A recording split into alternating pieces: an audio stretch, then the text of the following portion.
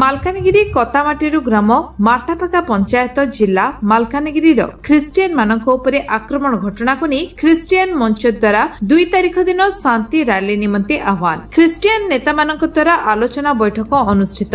ମାଲକାନଗିରି ଜିଲ୍ଲାରେ ଗତ 21 ତାରିଖ ଦିନ କତାମାଟିରୁ ଗ୍ରାମ ମାଟାପାକା ପଞ୍ଚାୟତ ଖ୍ରୀଷ୍ଟିଆନ ମାନଙ୍କୁ ଆକ୍ରମଣ କରିଥିଲେ। ଏହି ଆକ୍ରମଣରେ ପ୍ରାୟ 7 ଜଣ ବ୍ୟକ୍ତି ଗଭୀର ଆହତ ହୋଇଥିଲେ। ଏହି ନେଇ ମାଲକାନଗିରି ଜିଲ୍ଲା ଖ୍ରୀଷ୍ଟିଆନ ମଞ୍ଚ ଓ ପାଳକ ସଂଘ ମାଲକାନଗିରି ସଦର ଥାନାରେ ଲିଖିତ ଆକାରରେ ଅଭିଯୋଗ କରିଥିଲେ ଓ ଏସପିଙ୍କ ନିକଟ ପରେ ଡିଆଇଜି ନିକଟରେ ଅଭିଯୋଗ କରିଥିଲେ। ଆଜି ମାଲକାନଗିରି ଜିଲ୍ଲାର ଡିଏନକେ ବିବି ଗୁଡାରେ ଖ୍ରୀଷ୍ଟିଆନ ମଞ୍ଚର ଏକ ବୈଠକ ଅନୁଷ୍ଠିତ ହୋଇଥିଲା।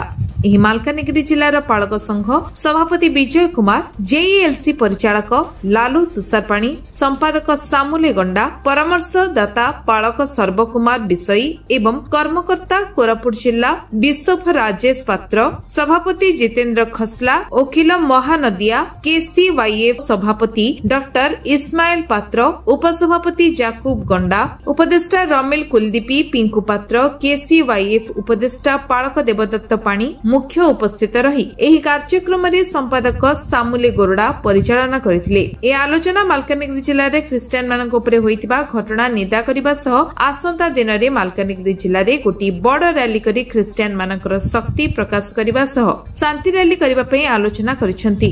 मोर नाम पास्टर विजय पुसरू, मालकानगिरी जिला ख्रीष्टियान समाज सभापति मु।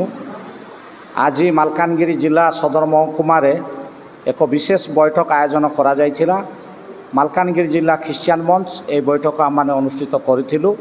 उक्त बैठक में मालकानगिरी जिलार 7टा ब्लॉक रो कर्मकर्ता माने तत्संगे संगे पड़ोसी जिला कोरापुट, नवरंगपुर, रायगड़ारू मध्य आमर ख्रीष्टियान समाज नेतृमंडली आसी उक्त बैठक में जोग देइथिले। आजिर बैठक में आम विशेष आलोचना कलु।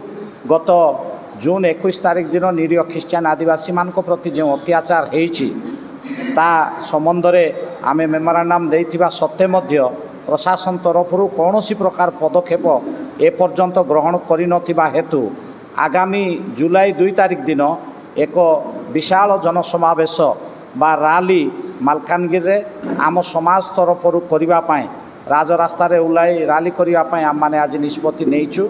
यही निष्पत्ति अनडिवाइडेड कोरापुट ख्रीष्टियान समाज तत्संगे संगे ओडिशा राज्यव्यापी ख्रीष्टियान समाज को आम मैंने अनुरोध करुचु यही राली सफलता निमंते आपण माने मध्य आसी सहयोग करिबा बोली।